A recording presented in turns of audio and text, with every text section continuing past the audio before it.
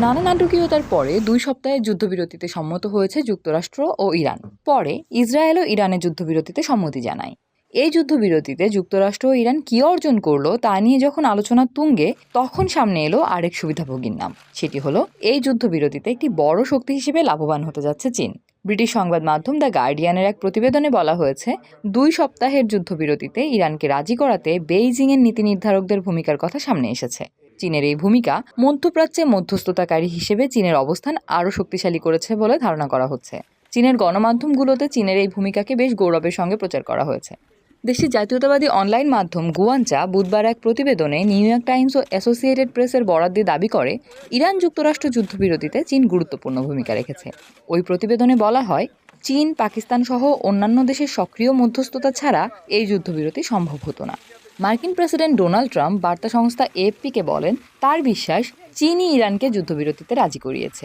Iran ও পাকিস্তানের কর্মকর্তারাও দাবি করেছিলেন, ইসলামাবাদে শেষ মুহূর্তের আলোচনায় বেইজিং গুরুত্বপূর্ণ ভূমিকা রেখেছে। ট্রাম্পের বক্তব্যের পর সেই দাবি আরও জোরালো হয়। তবে কিছু বিশ্লেষক চীনের প্রকৃত প্রভাব নিয়ে সন্দিহান। তাদের ভাষ্য, চুক্তিটি শুরু থেকেই ইরানের জন্য সুবিধাজনক ছিল, তাই এতে তেহরানকে রাজি করানো অনেকটা খোলা দরজা ঠেলে দেওয়ার মতো সহজ।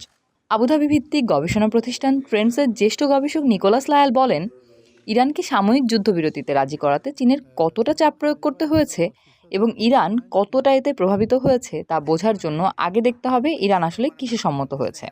নিকোলাস আরও বলেন, ইরানের যে 10 দফাকে ট্রাম্প এই যুদ্ধবিরতির আলোচনার কার্যকর ভিত্তি হিসেবে উল্লেখ করেছিলেন, তা মূলত কয়েক সপ্তাহ আগের তেহরানের ঘোষিত অবস্থানেরই পুনরাবৃত্তি। এর অর্থ, আলোচনায় বসতে রাজি হয়ে ইরান বাস্তবে কোনো ছাড় দেয়নি এবং এটিকে তারা সহজে একটি রাজনৈতিক সাফল্য হিসেবে উপস্থাপন করতে পারবে। এই বিশ্লেষকের ভাষ্য, তাই ইরানকে আলোচনায় রাজি করাতে চীনের ভূমিকা তেমন প্রভাবশালী ছিল না বলেই মনে করা হচ্ছে। কারণ যুক্তরাষ্ট্রের পক্ষ থেকে ইরানের দাবিগুলোর মেনে নেওয়ার প্রবণতা ছিল। আনুষ্ঠানিকভাবে চীন ইসলামাবাদে আলোচনায় সক্রিয় ভূমিকার বিষয়টি নিশ্চিত বা অস্বীকার কোনোটিই করেনি। গত বুধবার এক সংবাদ সম্মেলনে দেশটির পররাষ্ট্র মন্ত্রণালয়ের মুখপাত্র মাওনিং বলেন, উত্তেজনা কমাতে এবং সব ধরনের সংঘাতের অবসান ঘটাতে সক্রিয়ভাবে কাজ করে যাচ্ছে চীন। তা সত্ত্বেও ইরানের সংঘাত বড় ধরনের বিস্তার থেকে ফেরাতে সহায়ক এই নাজুক যুদ্ধবিরতির কৃতিত্ব পেলে বেইজিং সন্তুষ্ট থাকবে বলে মনে করেন বিশ্লেষকরা।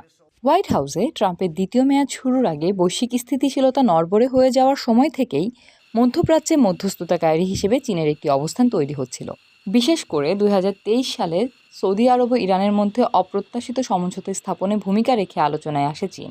এরপর 2024 সালে ফিলিস্তিনের বিরোধী গোষ্ঠীগুলোর নেতারা চীনে আলোচনার পর বেইজিং ডিক্লারেশনে সই করেন, যেখানে ভবিষ্যতে একটি জাতীয় ঐক্য সরকার গঠনের বিষয়ে তারা সম্মত হন। সাম্প্রতিক সময়ে ইরানের সংঘাত আরও গুরুত্বপূর্ণ মধ্যস্থতাকারী হিসেবে উঠে এসেছে চীন ও পাকিস্তান। তারা একটি 5 দফা পরিকল্পনা প্রকাশ করে, যার লক্ষ্য ছিল যুদ্ধবিরতি নিশ্চিত করা এবং হরমুজ প্রণালী পুনরায় খুলে দেওয়া। বিশ্লেষক নিকোলাস লায়ালের মতে, বাস্তবে সংঘাত সমাধানের চেয়ে চীনের দায়িত্ব ছিল সংযত বৈশ্বিক ভাবমূর্তি গড়ে তোলাই এসব উদ্যোগের মূল লক্ষ্য। ইন্টারন্যাশনাল ক্রাইসিস গ্রুপের জ্যেষ্ঠ বিশ্লেষক উইলিয়াম ইয়াং বলেন, আগেও এমন উদাহরণ আছে যেখানে সহজ পরিস্থিতিতে চীন নিজেদের কৃতিত্ব দাবি করেছে। তবে এবার পরিস্থিতি ভিন্ন, কারণ দীর্ঘস্থায়ী অস্থিরতা চীনের মূল স্বার্থে সরাসরি প্রভাব ফেলতে পারে। উইলিয়াম আরও বলেন, চীন যদি তার প্রভাব ব্যবহার করে ইরানের উপর চাপ প্রয়োগ করে যুদ্ধবিরতি নিশ্চিত করতে পারে, তাহলে সেটি তাদের স্বার্থেই হবে। তবে কী ধরনের চাপ প্রয়োগ করা হচ্ছে তা প্রকাশে বেইজিং সতর্ক থাকবে। বিশ্লেষকদের ধারণা, মধ্যপ্রাচ্যে চীনের কূটনৈতিক প্রভাব এখনও সীমিত, যদিও তা বাড়ছে।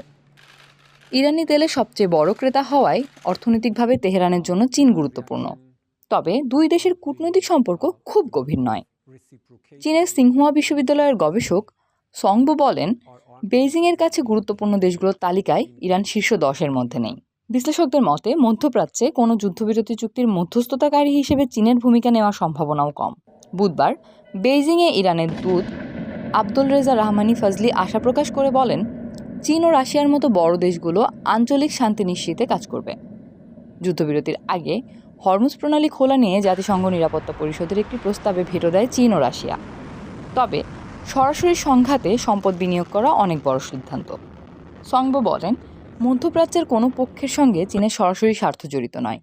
যুদ্ধবিরতির মধ্যস্থতাকারী হওয়া অত্যন্ত ব্যয়বহুল কূটনৈতিক পদক্ষেপ এবং সহজে চীন এতে যুক্ত হবে না, আর এটি বাস্তবসম্মতও নয়। মধ্যস্থতাকারী হলেও সংঘাতে জড়িত পক্ষগুলোকে নিয়ন্ত্রণ বা প্রভাবিত করার মতো কূটনৈতিক বা সামরিক সক্ষমতা চীনের নেই। নিকোলাস লায়াল বলেন, যুদ্ধবিরতির শর্ত মানা হচ্ছে কিনা তা যাচাই করার সক্ষমতাও চীনের সীমিত এবং কেউ শর্ত ভাঙলে কার্যকর শাস্তি দেওয়ার ক্ষমতাও তাদের নেই।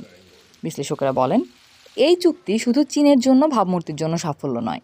দেশটির কাছে পর্যাপ্ত তেলের মজুত থাকলেও বৈশ্বিক মন্দা ও জ্বালানির দাম বেড়ে যাওয়ার ঝুঁকি তাদের রপ্তানি নির্ভর অর্থনীতির জন্য হুমকি। সংব বলেন, যদি এই সংঘাত নিয়ন্ত্রণে এনে তেলের দাম কিছুটা কমানো যায় তাহলে তা চীনের জন্য অত্যন্ত গুরুত্বপূর্ণ।